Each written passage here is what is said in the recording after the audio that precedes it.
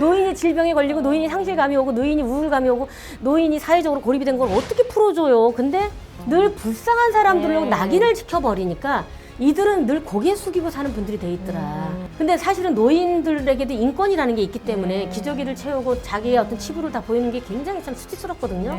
그래서 이런 것들이 많이 좀 변화가 있어야 되는데 우리나라는 무조건 다 사업으로 보기 때문에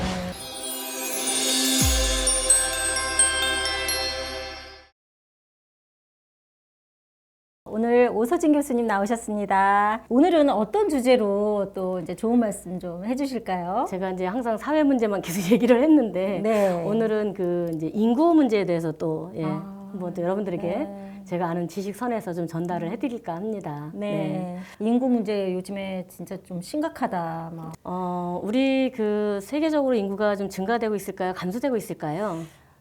제가 알고 있기로는 인도 빼고는 좀 감소되고 있지 않나? 이렇게 알고 있는데 아닌가요? 아프리카 같은 데는 뭐 계속 인구 성장을 하고 있고 나라별로 아시아권도 다른가 봐요. 성장하고 있는데 네. 인구에서도 보면은 이제 고령 구성이라는 그 그림이 있어요. 네네. 도표를 보시면 우리는 지금 그 항아리를 거꾸로 엎어놓은 듯한 모양이에요. 항아리가 어때요? 이렇게 입구 쪽이 좁잖아요. 좁고 이렇게 넓어요. 밑으로도 네. 넓고 근데 네. 우리는 위로는 둥글게 노령자들이 많고 예. 밑으로는 그러니까 역으로. 그렇죠. 역 피라미드 아. 형태로 생각하시면 되고 네. 인구수로 봤을 때는 정말 대한민국이 굉장히 위험한데 중국도 지금 이제 비슷하게 따라가기 시작을 해요. 중국은 인구가 굉장히 많은 듯하지만 거기도 이제 고령자들이 이제 항아리 모양으로 나오기 시작을 하거든요. 그래서 그런 심각한 그 인구의 구성 그런 분포들을 갖고 있다 이렇게 이해하시면 될 것 같고 그러니까 인도하고 중국하고는 이제 누가 인구가 더 많을 것 같아요? 현재는 중국이 더 많지 않을까요? 아니요. 인도가 더 많나요? 인도가 앞서갔어요. 네. 한 200만 넘게 추월한 앞서갔는데 거예요, 추월을 이제. 했는데 네. 좀 전에 설명을 드렸듯이 중국은 우리나라와 비슷하게 이렇게 고령층이 많아요. 네. 고령층 나이가 좀 뚱뚱해요. 통통해요. 우리나라는 뚱뚱해지고 있고. 네. 그런데 인도는 정말 안전된 그 첨성대 모습이라고 생각하시면 돼요. 네. 그러니까 안정되게 어린 유소년들부터 네. 시작해서 청소년들 이런 그 젊은 구조가 아주 그냥 층도 많고. 탄탄하게 이렇게 안전하게 뾰족하게 노령층으로 올라가고 있기 때문에 인도의 인구는 굉장히 안정성 있는 그런 인구의 구조를 갖고 있다. 네네. 그래서 중국도 좀 위험하게 이제 고령화로 가고 있다. 네. 이렇게 이제 보시면 좋을 것 같아요. 인도나 중국은 다른 나라고 우리가 당장 이제 그렇죠. 심각하죠. 그래서 겪어야 되는데 이게 그 이제 가속도가 이렇게 붙는 게 세계적인 어떤 그 원인이 있어요. 예. 첫째는 이제 의료가 너무 발달이 돼서 예전에 그 왜 보통 조선시대 때는 40세 정도만 돼도 오래 살았다라고 할 정도로 회갑이라는 거는 정말 상상도 못할 정도로 그래서 왜 회갑할 때는 되게 오래 살았다. 잔치 벌리고 난리 잔치 벌리고 났죠. 난리 났었죠. 온 동네 잔치. 저 어릴 때만 해도 그런 집이 되게 많았었어요. 네, 막 소 잡고 그래- 돼지 잡고 난리가 났었죠. 제가 지금 한갑이 지난 지가 한창 지났거든요. 한갑 잔치 하셨어요? 그런 거 안 저도 하죠? 했죠. 그래서 이제 그 어떤 그 기대 수명 연장에서 보면 이제 의료가 이제 발달이 돼 있고 그다음에 뭐 복지가 워낙 좋아졌고 그다음에 건강하시잖아요. 요즘에는 그렇죠. 뭐 정말 먹거리부터 시작해서 모든 그 헬스에 관련된 모든 것들이 방송에서 너무 많이 나오고 정보의 바다에 쏟아져 나오잖아요. 어떤 걸 먹어야 좋다. 집에서 혹시 그 잡곡으로다가 식사를 하시나요? 네, 잡곡으로 먹어요. 네. 저는 그 흰쌀밥을 안 먹게 되더라고요. 저도 고혈압이 있고 네. 또 저도 고지혈증도 있고 동맥경화도 살짝 있고 막 다양한 질병이 있고 그다음에 이제 스트레스로 인한 또 뭐 그 좀 심각한 그 질병도 좀 하나 있고 이래서 어떻게 하면은 건강하게 오래 살기보다는 건강하고 안 아프고 짧더라도 자녀들에게 좀 피해를 안 줄까 하다 보니까 왜 찾게 되잖아요. 그러다 보니까 사람들은 누구나 자기 건강 생각하게 되고 그래서 수명이 또 연장이 되잖아요. 혹시 세계적으로 이제 기네스북에 올라갔던 분 중에 제일 오래 사셨던 분이 누군지 아세요? 성함은 모르겠고 어느 연세가 나라 분이신지. 일본 분 아닐까요? 아니에요?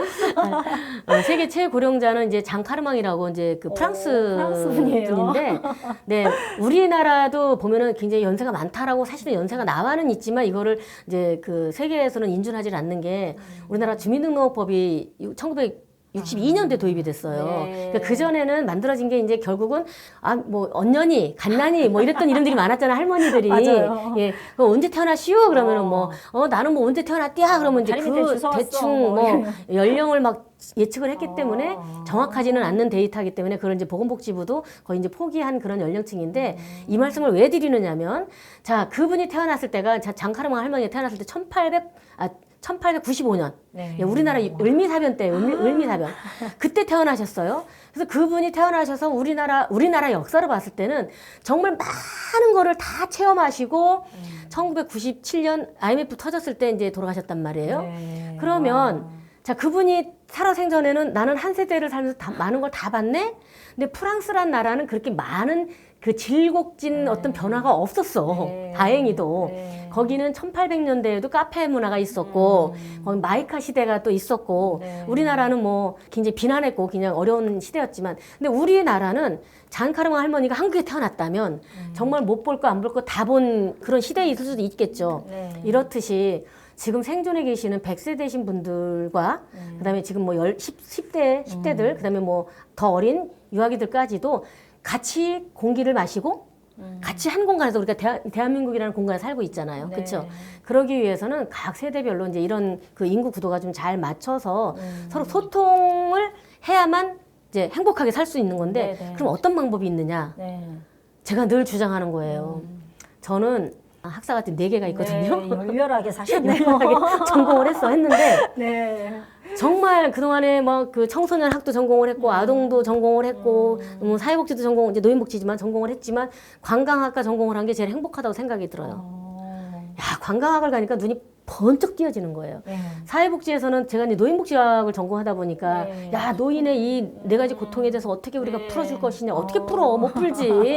노인이 질병에 걸리고 노인이 상실감이 오고 노인이 우울감이 오고 노인이 사회적으로 고립이 된 걸 어떻게 풀어줘요. 근데 그거에 대한 막 문제 그리고 노인 죽음학 개론을 공부하고 노인에 대한 막 이 마지막 좀, 그 호스피스에 관련된 이런 거를 학습을 하다가 네. 관광학을 딱 갔는데 아 그래 노인이 네. 돌아가시는 순간까지도 즐거운 인생을 만들어줘야 되겠구나. 그래서 제가 여가복지를 이제 주장하면서 논문을 쓰게 됐어요. 그래서 이제 졸업 논문도 그걸 쓰고 네. 결국은 노인의 문제로서 노인 빈곤을 딱 들어가 보면 국가적 재난이거든요. 네. 다 돈 들어갈 일이잖아요. 그쵸. 그리고 슬프잖아요. 네. 우울하잖아요. 네. 자, 이것을 어떻게 하면 이걸 깨트릴까? 그래서 저는 지자체 단체장들을 만나러 가면 저희 이제 단체에서는 이제 후원 물품이 많이 들어오면은 제가 이렇게 나눔 행사를 많이 해요. 네. 저희 거 이제 검색하면 많이 나오는데 그걸 갈 때 제가 이제 시장님들이나 이게 단체장님들 만나면 기초 단체장님들 꼭 말씀드리는 게 이 말씀을 드려요.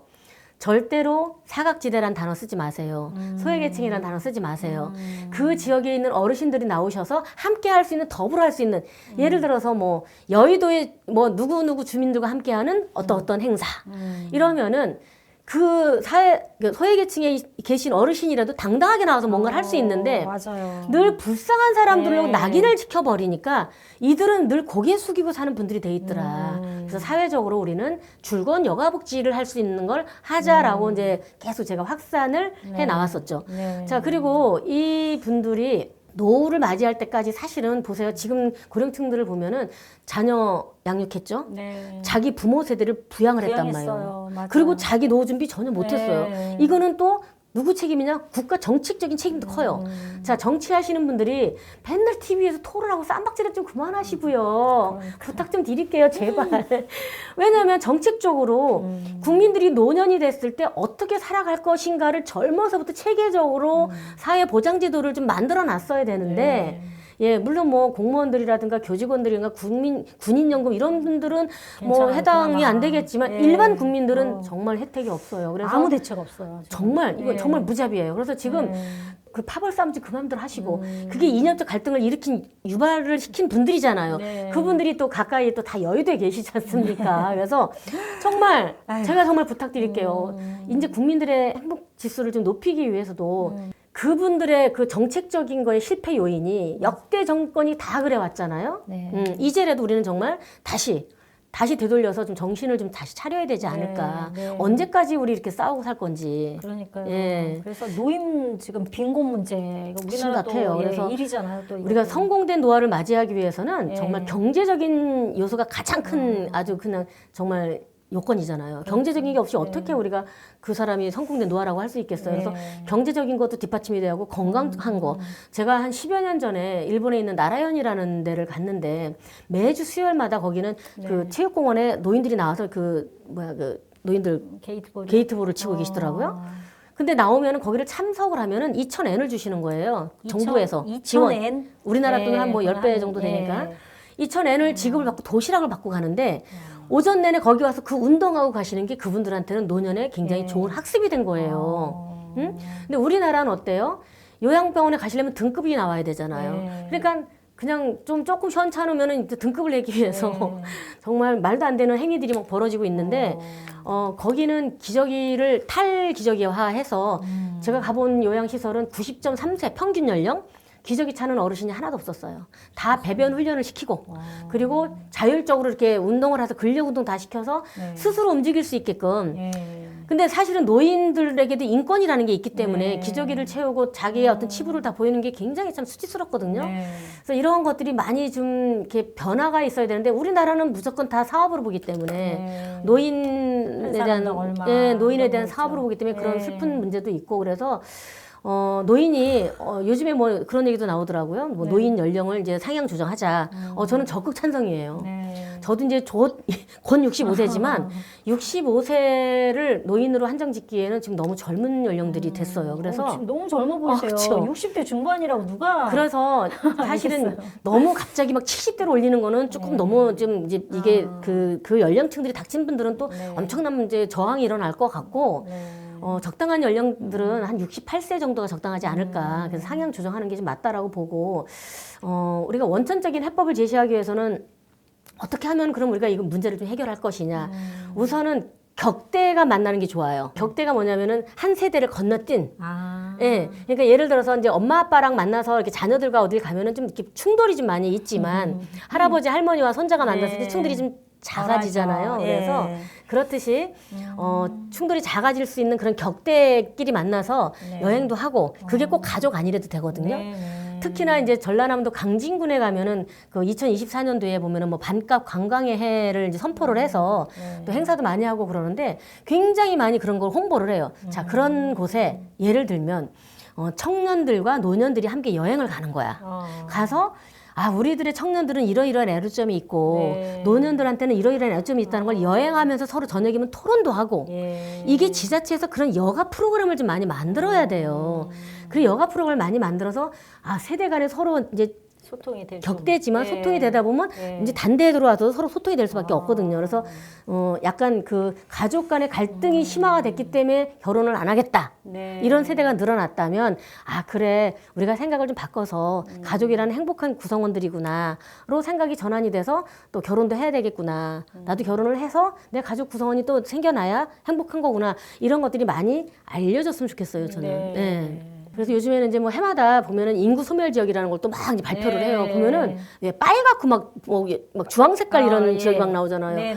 0.02명이 태어났는데 0.02명이면 거의 뭐 애를 안 낳는다는 거죠. 그래서 점점 인구 소멸 지역이 늘어나고 수도권 쪽만 이제 파랗게 초록 색깔이 막 보이다 보니까 사람들이 느낄 때 야 이거 어떡하지 하고 심각성은 느끼지만 막상 나하고는 해당되지 않을 거야라고 하는 그런 청년들도 봤어요. 근데 부동산에 관심 있는 분들은 이런 도표들을 굉장히 열심히 왜냐면은 보고 계세요. 벚꽃이 지는 순서대로 대학교가 없어지고 있고 또 마찬가지로 인구가 소멸되는 지역일수록 부동산이 이제 정말 가격이 붕괴되고 있으니까 점점 유령 도시로 변해가고 있으니까 그래서 이런 심각한 것들에 대한 문제를 우리가 점점 이해하고 넘어가야 되지 않을까 이렇게 보고요. 제가 이제 이 시간에 마지막으로 좀 드리고 싶은 말씀은 이거예요. 누누이 뭐 또 다른 시간에도 말씀을 드리겠지만 정말 그 혼자 사는 시간이 늘어나면 늘어날수록 세대들이 네. 생각도 혼자만 하거든요. 예. 그리고 누구랑 놀아요? 인터넷하고 같이 놀아요. 인터넷 속에 SNS에 있는 그런 친구들과 거기서만 공감을 한단 말이에요. 근데 우리 인간은 살아있는 생명체잖아요. 네. 생명체와 생명체끼리 대화도 하고 부딪히고 충돌도 하고 이것도 서로 해소도 하고 살아야 되는데 그 해소를 하지 않고 그냥 SNS 속에서만 하다 보면 잘못하면 정서적 고갈이 올 수가 있어요. 그래서 우리가 굉장히 너무나 그 집착적으로 그 SNS에 이렇게 집착을 하다 보면 잘못된 어떤 그런 고갈된 그런 감성을 가질 수밖에 없다. 네, 그런 게 굉장히 좀 주의스러운 일이기도 합니다. 그래서 가족 간에도 그렇고 우리 전철 타고 가면서도 보면 다 SNS만 보고 있지 서로 얼굴 쳐다보는 사람이 별로 없어. 그쵸? 다 들여다보고 있어요. 오늘 집에 가서 가족들 얼굴 한 번씩 이렇게 보시고 서로 좀 따뜻한 말 한마디 좀 하시고 집에 갔을 때 무뚝뚝한 대화보다는 서로 따뜻한 그런 인사 그리고 오늘 어땠느냐고 안부 좀 나눌 수 있는 그런 가족들이 됐으면 좋겠습니다. 혹시 홀로 계신 분들이라면 뭐 안부 인사 서로 한 번씩 할 수 있는 전화 한 번씩 따릉따릉 하세요. 네, 아우 너무 좋은 말씀 감사합니다. 예.